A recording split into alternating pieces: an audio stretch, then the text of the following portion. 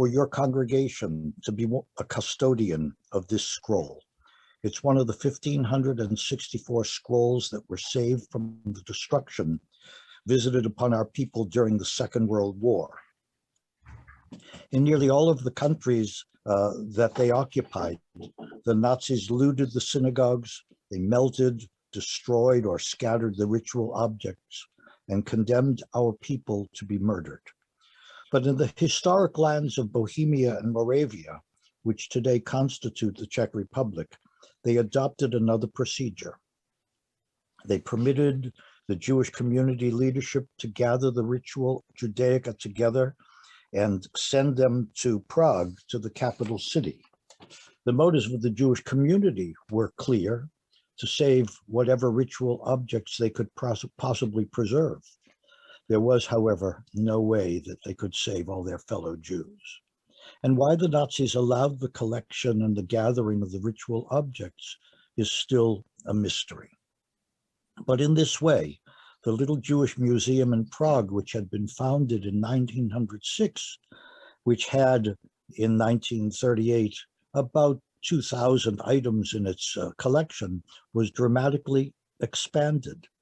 By the end of the war, when Prague was liberated, the museum's collection numbered over 100,000 items, stacked floor to ceiling in 8 synagogues and 50 warehouses throughout the city, with very few survivors alive to reclaim their possessions or to reestablish the synagogues that had existed in interwar democratic Czechoslovakia. After the end of the Second World War, the surviving Czech Jewish community, reduced by over 85%, struggled to resume living. One of their challenges was figuring out how to cope with the extraordinary treasure of Judaica that had fallen so tragically into their hands. But just 3 years later, in 1948, a communist government, totalitarian, atheist, more orthodox in its communism than Moscow itself, came to power in a coup d'etat, and among its other acts, nationalized the Jewish Museum.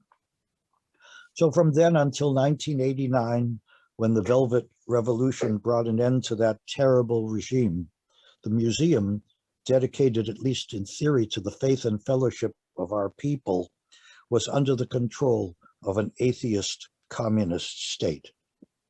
The Torah scrolls the Nazis had collected were never put on display.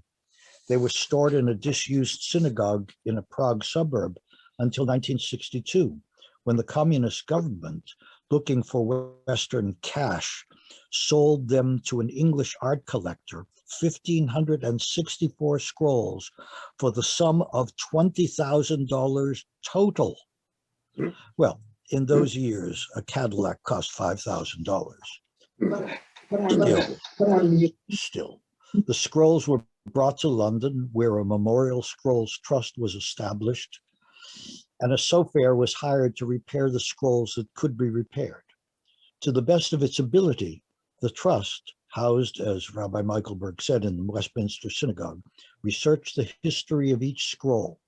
Then it began distributing them in trust to living Jewish communities, such as ours and yours, to enable the kosher scrolls, those fit for ritual use, to be given an honored place in the Aron Kodesh and to be read to the congregation at appropriate times, and to display those that were too damaged for ritual use in ways that would honor the memory of the Jewish communities that were destroyed in the maelstrom of the Holocaust. Your Torah scroll, like ours, comes from a town called Dvor Kralove nad Labem. It was a prosperous industrial town in, as I said, the northeastern part of Bohemia. It was a textile town known as the Manchester of Czechoslovakia. Most of the textile factories had been founded and were run by the Jewish families of the town. Our congregation in New Jersey is the custodian of one of those scrolls. We got that scroll in 1975. We've been living with our scroll and treasuring it and researching its history and that of the town in the more than 50 years since. It's my privilege to speak to you on the Shabbat to share some of what we have found with you. If your scroll could speak, this is what I think it would tell you. I am an aging survivor. I need you to be my witnesses so that the truth will not vanish, so civilization can be saved. If you are not willing to be my witnesses, then big lies, like those being circulated on Holocaust denial sites on the internet, will permanently displace truth. You and your family will be endangered, and civilization will be doomed, because everything that I stand for, says this Torah scroll, will be lost. On what basis do I make such a dark statement? How does your scroll get to carry so much weight, to be so central in our very survival? I believe that this scroll, like all the others rescued from the Nazis, has the burden of conveying not only our understanding of God's word and our people's covenant with the Holy One, but also the knowledge of the darkest period of Jewish history. After we got our scroll, we tried to find out whatever we could about the Dvor Kralove Jewish community before, during, and after the Holocaust. But until the fall of the communist regime, all we could learn was that 111 men, women, and children had been deported to Terezin and then to the death camps, and that there was no information about survivors.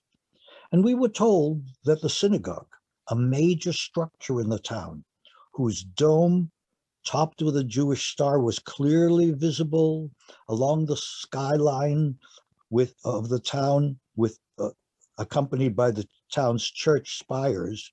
We learned that that synagogue had been torn down in 1966 as part of a renewal project to make way for a highway.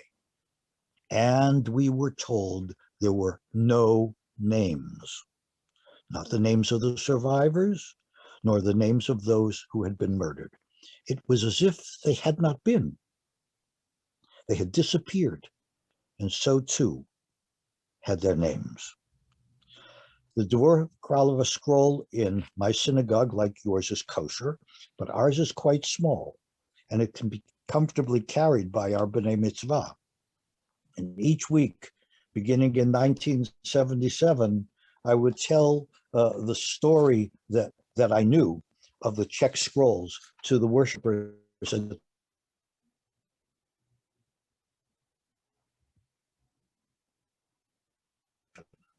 But there was virtually nothing I could say about this particular scroll, this scroll from Dvor Kralove. Still, at the time, it felt that I was able to convey a great deal of information, because by the early 1880s, you wish, by the 1980s, when my wife and I had begun visiting communist Czechoslovakia, things were really closed down. Everything was so secretive, closed, and frightening that there was no way of getting any kind of information. So what we had, I thought, was absolutely miraculous. And we became friendly with a few leaders of the small, fragile Jewish community there.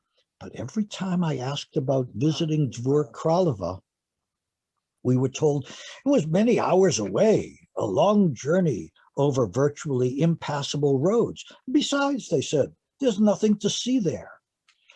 Well, we finally traveled to Dvor Kralove for the first time after the fall of communism, at which point we learned that the roads were indeed bad, but not that bad, and that the town was only 65 miles from Prague.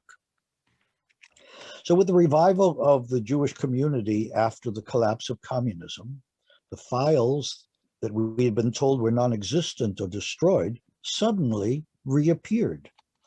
By the end of 1994, 5 minutes after I asked the then new director of the museum, of the Jewish Museum in Prague, about the Jews of Dvor Kralove, he said, hang on just for a second. 5 minutes later, he handed me a computerized list of the deportees of the town, all 111 names that we had been told about in alphabetical order, the transport numbers, and in some cases, the actual date of their murder. With so much new information available, accessible by computer, and transmittable by email, my wife Naomi wrote a long monograph, which is entitled Thus We Remember, about the history of the Jewish community of Dvor Kralove, and as much as she could discover about its individual members and their fate, and some of them were really quite famous.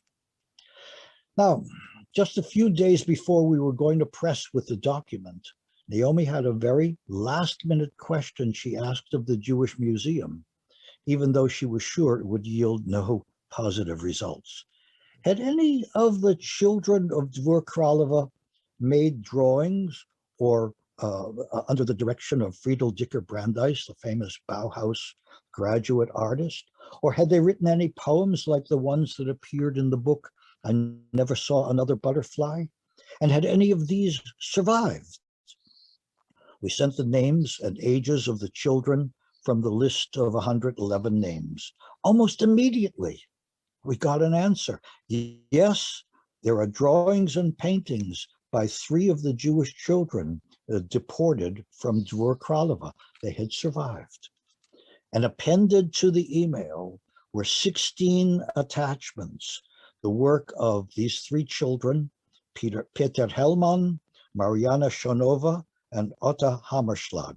I can show you 2 pictures. The kids didn't survive, only the drawings. The drawings, of course, were the survivors. The kids, of course, were murdered. Here's a picture painted by Otta Hammerschlag of trees and a scene in the main town of Dvor Kralove. Let's see if that's coming up. Well, no, we're going to do it backwards. There it is. There's the picture that Otta Hammerschlag painted. That's a nice picture. And then there's a more disturbing picture by an 11-year-old Mariana Shonova. That's coming up now. Look at her anger with those dashed marks covering the designs that she had been directed to draw. As we clicked each one of these pictures open with chills, and looking at the work of these 3 children who had been murdered in Auschwitz-Birkenau, pictures that probably had not been seen since the time they were cataloged in the late 1940s until they were photographed to send us for the book, we were chilled. 16 disturbing drawings are in the book, an incredible personal connection to the realness, if you will, of the Jews of Dvor Kralove and to the horror of their story. Rabbi Michael Berg already has a copy of this book. In the summer of 2005, Naomi and I finally traveled to Dvor Kralove with a copy of the monograph she had written for the mayor, who then took us to see the site of the synagogue. We walked about 500 yards from the city hall to a heavily traveled 4-lane road, the one that had been constructed on the site of the synagogue grounds. This is where the synagogue stood, said the mayor. And then he added, the city still owns the land. Perhaps we should put up a marker on the site. 3 years later, our congregation and the municipality erected a 10-foot-tall Jewish star made of interlocking granite slabs with a dedicatory plaque at its base. I think I can have that picture shown to you now. Let's see, there it is. Crafted by a young, keep it on, crafted by a local sculptor named Otta Cherny, who also put us in touch with the one Jewish survivor who still lived in the town, Eva Noskova.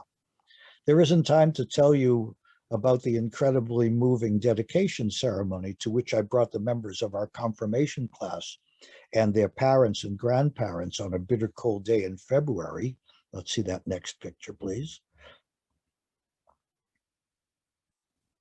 And there they are down there. You can see they're all bundled up. But I want to share with you one very telling story. In a phone call in advance of the ceremony, Eva described to me how fearful she was that the monument, which had been put in place in November of 2007, would be defaced or even demolished on the anniversary of Kristallnacht. Instead, on the morning of November 10th, she went to the monument and found dozens of memorial candles and bouquets of flowers on the horizontal slabs of the star, which had been placed there during the night. She had no idea by whom. Eva also gave us a list of 11 more names that were not on the official documents supplied to us by the Jewish Museum in Prague, and had therefore were missing from the list that we had. 11 more names, 11 more memories rescued from oblivion, 11 more names connected with your Torah scroll from Dvor Kralove. We know their names. We know them as individuals, real stories, a real past, and no future. In my congregation, we read their names in the Kaddish list, 6 names each week throughout the year, noting their age and the place of their death. We include this list in the Yom Kippur Memorial Book. We remember each of them along with our loved ones who have died. They have become part of our synagogue family, and we mourn their loss, name by name. Your Torah scroll offers you the moving, tangible opportunity to remember the past and to care for the future in its light. As trustees of the scroll, as spiritual heirs of the lost Jewish community of Dvor Kralove, you have a holy task to tell the vital truth that needs to be told about the legacy it represents, the dark truth about the human propensity for evil, and its bright truth as well, Torah as a source of the wisdom we need to live by and to bring sanity into our world. With this scroll, you are accepting the obligation of bearing witness to the next generation. When the only survivors of the Holocaust will be scrolls like this, you and your children and grandchildren will be able to tell its story. And through the stories of the Jews of Dvor Kralove, the tangible representatives of the 6 million who are no more. This Torah summons us to be bearers of light in a world that has been considerably darkened by human cruelty. That summons is what we have always meant by the obligation to help bring God's sovereignty into the world. That's called in Hebrew, Kabbalat Ol Malchut Shamayim. Torah made tangible in your Dvor Kralove scroll and mine calls us to the highest potential that lies within the human heart. May we be worthy.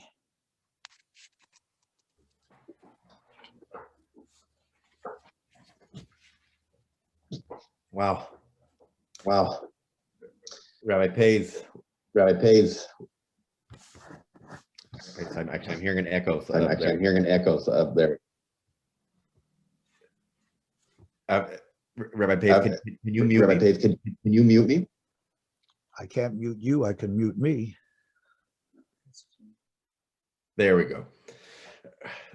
This week our parashat is Parashat Shmini, and the opening words of Shmini focus us on silence.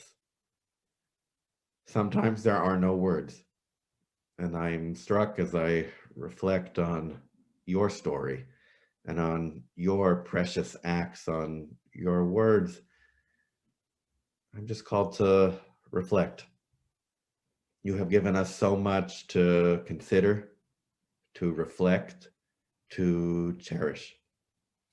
First, let me say that I am in awe of your work towards memorializing the truths of the Holocaust and making sure that we honor the millions of lives lost, that we hold them close to our heart, and we continue to march forward with them on our shoulders. Your work, your words, you have modeled for us a commitment to right the terrible wrongs of the past and to care for the future. Let me share on behalf of our community and thank you for your essential work, and thank you as well for inspiring us in the great value of holding this precious scroll, of holding the stories of the precious souls of Dvor Kralove, and inspiring us to take witness and to go forward in honoring their lives and in honoring our responsibilities. A yasher koach to you. We have many things to look forward to in coming days. Let me share with you that I am now reminded of one of the things that I am truly looking forward to as we return to our building, to also return to our scroll, to return to this precious Torah, to be able to read and chant from it, and to welcome our B'nai Mitzvah students home, so that we too can carry forward in this symbolic ways the story, the memory, the legacy that you have shared. And I'm also truly touched to know that there are communities all around the world that share these Torahs, and perhaps we can find ways, whether it's New Zealand or New Jersey or in various European communities in Switzerland and in London, to also share experiences. We spend too much time in these days focusing on that which separates us. Here's a beautiful example of things that we share, and how precious to explore this theme of brotherhood in this time of division. Recognizing these scrolls is something that we share, and a tool, an inspiration, a light to carry us forward in beautiful directions. And so I thank you again, Rabbi Patz, for grounding us in our responsibility, for traveling all the way from New Jersey to be with us here today, and for your friendship, for your words of inspiration to really serve as our teacher as we continue to chart our essential pathway forward. Again, thank you. A yasher koach. I know this is not, this is a beginning, a continuation of a connection that our communities now share, and I feel privileged to see where we continue to go together.